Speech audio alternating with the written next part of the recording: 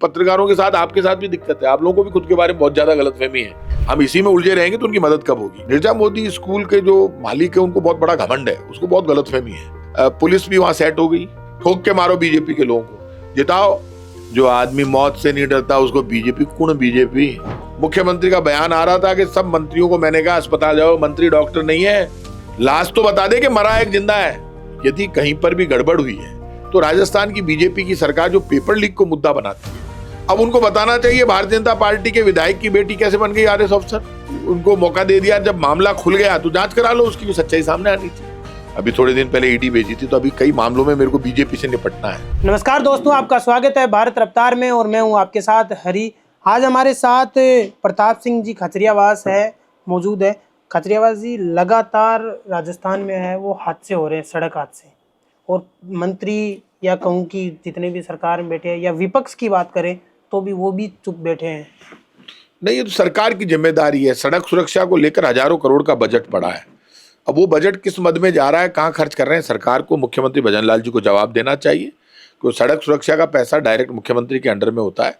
राजस्थान में सड़क पर जो हादसे हो रहे हैं, अस्पताल में, स्कूल में, उन सब के लिए राजस्थान की बीजेपी की सरकार जिम्मेदार है। क्योंकि सरकार सिर्फ भ्रष्टाचार करने में लगी हुई है।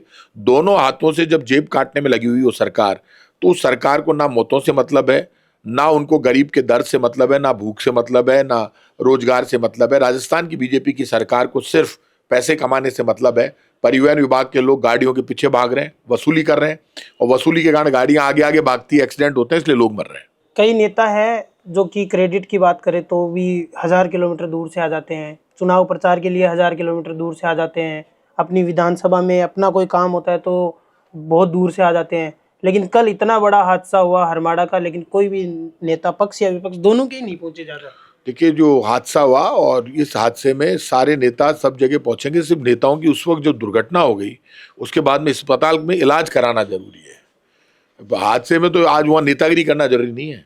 आज विपक्ष खड़ा होकर उन लाशों पर खड़ा होकर राजनीति करे, ये तो ठीक नहीं है ना।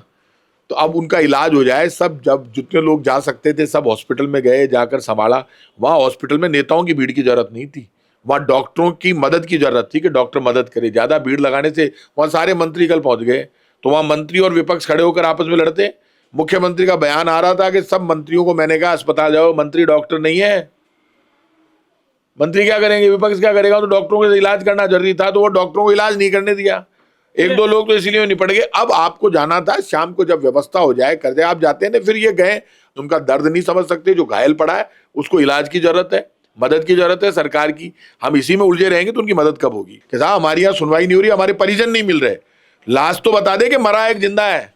तो विपक्ष को जब आप कॉल करोगे, हम गए वहां पर जाकर, मैंने डॉक्टरों से हमने इतना ही कहा, चाहे वो अशोक गहलोत जी गए हो, चाहे वो डोटासरा जी गए, चाहे जूली जी गए, मैं गया, तो हमने से उनसे इतना सा कहा, पहले तो इनको बताओ इनके मरीज की क्या स्थिति है और तुरंत एक्शन लो और काम करो। उन्होंने खटाखट एसएमएस में जो जलकर मरे उनकी भी लाशें खटाखट पीछे से निकाल दी। जब परिवार वाले संतुष्ट हो गए तो उसमें विपक्ष क्या करेगा। आज कोई परिवार में मनोज पांडे के परिवार की सहायता कराने के लिए वहां एसएमएस अस्पताल गया, खुद जाके धरने पर बैठा। वहां से वापस में थाने गया देखने के लिए किसी आत्महत्या की। उन्होंने कहा साहब हम तो संतुष्ट है, हमें है ना, जो उन्होंने पुलिस के लोगों ने कैश इकट्ठा करके 10 लाख रुपए दे दिए उनको कि प्रताप सिंह। मैंने कहा ठीक है भाई, तुम संतुष्ट हो। उनकी मिसेज ने कहा तो हम भी संतुष्ट है। राजनीति में ये जरूरी नहीं है, यदि उनका परिवार संतुष्ट है तो आप कुछ नहीं कर सकते।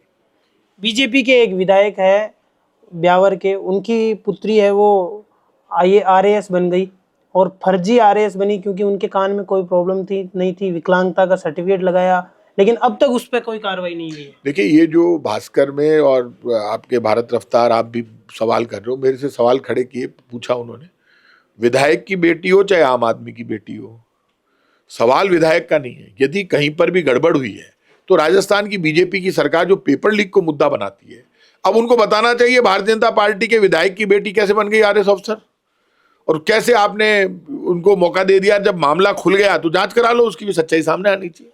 अभी तक जांच नहीं हुई है और अभी तक वो तहसीलदार भी बनी हुई है।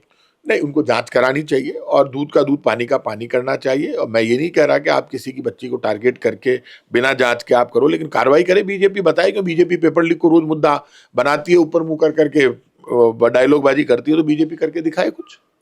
और नीरजा मोदी स्कूल जो हादसा हुआ, उसमें पहले आधा सीसीटीवी है वो दिखाया गया, फिर थोड़ा सा और दिखाया गया, और मीडिया को भी अंदर नहीं जाने दे रहे हैं, और मानसरोवर में वो स्थित है। निर्जा मोदी स्कूल का मामला बड़ा गंभीर है और एक चौथी क्लास की बच्ची जो 9 बरस की है ऊपर से कूद कर मरना, ये पूरे राजस्थान के लिए, पूरे देश के लिए चुनौती है। ज़्यादा चुनौती है भाजपा सरकार के लिए। स्कूलों में सब जगह नेट बांधे हुए हैं, काफ़ी स्कूलों में। निर्जा मोदी स्कूल के जो मालिक है उनको बहुत बड़ा घमंड है, उसको बहुत गलतफहमी है। वो अरबपति करोड़पति पार्टी है, लेकिन अरबपति करोड़पति पार्टी होने का मतलब ये नहीं है कि वो वहाँ पुलिस भी वहाँ सेट हो गई, मुख्यमंत्री जी का सचिवालय भी सेट हो गया, शिक्षा मंत्री जी भी सेट हो गए। इतनी जबरदस्त सेटिंग की कोई स्कूल का मामला होता तो अब तक तो पूरी सच्चाई सामने आ जाती। तो अभी सिस्टम चल रहा है हर डिपार्टमेंट में, और सिस्टम का मतलब होता है पैसा। तो जिस हिसाब से करप्शन कर रहे हो तो कम से कम बच्चियां मर जाए, लोग सड़क पर मर जाए, तो उसमें तो सिस्टम मत चलाओ। हर चीज में पैसा लेकर मामले को दबाओगे बीजेपी के लोगों, तो फिर राजस्थान कैसे चलेगा। और अगर हम बात करें बिहार चुनाव पे, तो बिहार में राजस्थान के कई बड़े बड़े नेता कांग्रेस के वो गए हुए हैं। बिहार में है वो जातीय समीकरण भी देखा जा रहा है। तो बिहार चुनाव को लेकर प्रताप सिंह खाचरियावास को की क्या रणनीति है, मतलब वहाँ जाने का प्लान है? नहीं, मेरा कोई प्लान नहीं है और मैं बिहार नहीं जा रहा हूँ। राजस्थान के हमारे बहुत नेता वहाँ पर है, अशोक गहलोत जी के साथ पूरी राजस्थान के लोग लगे हैं, पूरा देश लगा हुआ है कांग्रेस के तमाम लोगों के लिए। कांग्रेस की ऑल इंडिया कांग्रेस पार्टी ये तय करती है कौन बिहार जाएगा कौन नहीं जाएगा। अभी मेरे दूसरे काम बहुत हैं, बीजेपी के मेरे बहुत प्यार प्रेम है। अभी थोड़े दिन पहले ईडी भेजी थी, तो अभी कई मामलों में मेरे को बीजेपी से निपटना है। तो बिहार का जहाँ तक सवाल है, राहुल गांधी की जो मेहनत है वो रंग लाएगी, और आप देख लेना राहुल गांधी और तेजस्वी यादव की जोड़ी कमाल करेगी।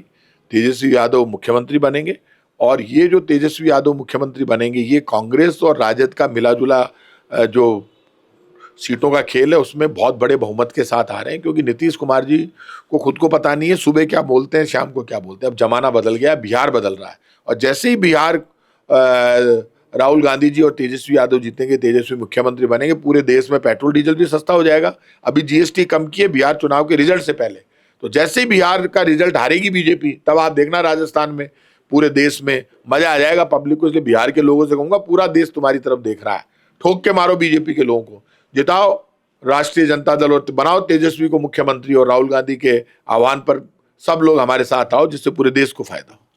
तो प्रताप सिंह खाचरियावास कह रहे हैं अभी बीजेपी से निपटना है। बीजेपी से निपटने के लिए क्या क्या तैयारियां कर रहे हैं? अरे वो तैयारी यार, जब आसी बीजेपी वाला निपट ले जा, कौन डर रही है? जो आदमी मौत से नहीं डरता उसको बीजेपी कौन? बीजेपी 5660 घूम रही है बीजेपी वाला। अरे कहाँ ईडी भेज दे और भेज दे यार, कोई बाकी है तो। ईडी में ईडी ने जितो इनाम अठे मिलियो है ना, वो मेरे बयान सुन लेना, समझ गया ना। जो आदमी मौत से नहीं डरता वो ईडी से डरेगा क्या?